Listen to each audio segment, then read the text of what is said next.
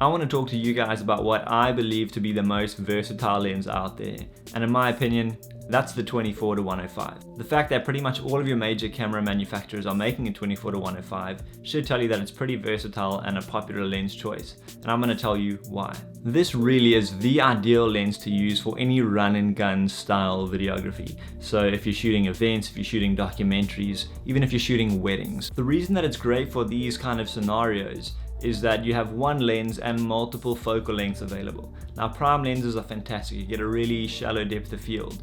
But if the event is happening live and you don't have the time to swap out lenses, it's not a controlled environment where you can't say, whoa, stop the action, I'm just changing my lens real quick.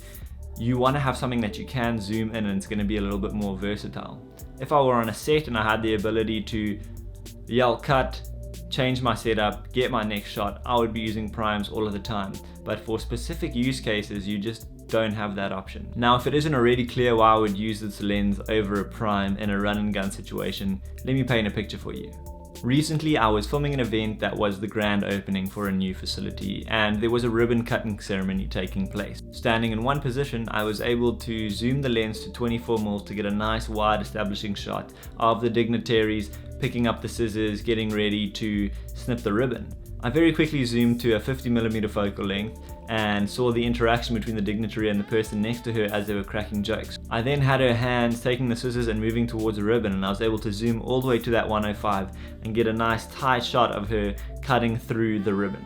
From there it was back to a 50 to get the reactions of all the people around her, and then back to a 24 to get the reactions of the crowd as the facility had been opened.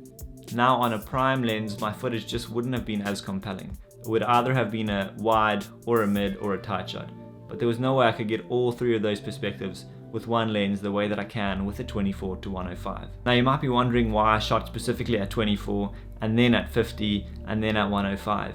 Now those are the focal lengths that you'll typically find in prime lenses, and so we've grown accustomed to seeing that on the big screen in the cinema or in the TV while we're sitting at home. We've grown used to that perspective and that amount of compression on these lenses, and subconsciously we've associated that with a higher production value. For that reason, I take advantage of it when shooting on my 24-105. I'll typically shoot at 24 or 35mm or 50, 85, or if I really need to get tight, I'll shoot at 105. But I won't really shoot at 71 or 34 because those are those strange in-between focal lengths that we're not really used to seeing and for some reason just feel off when we're watching them. I find I also benefit from having that predefined structure of shooting at 24 and then perhaps at 35, then 50, then 85 and then 105. And the objective of this is to draw the viewer into the scene that's taking place. I've established a scene at 24, I'm getting closer into the action at 50, and I'm really drawing the viewer in at 85 or 105. Now I'll be the first to admit that this isn't the absolute perfect lens, and I don't think it exists.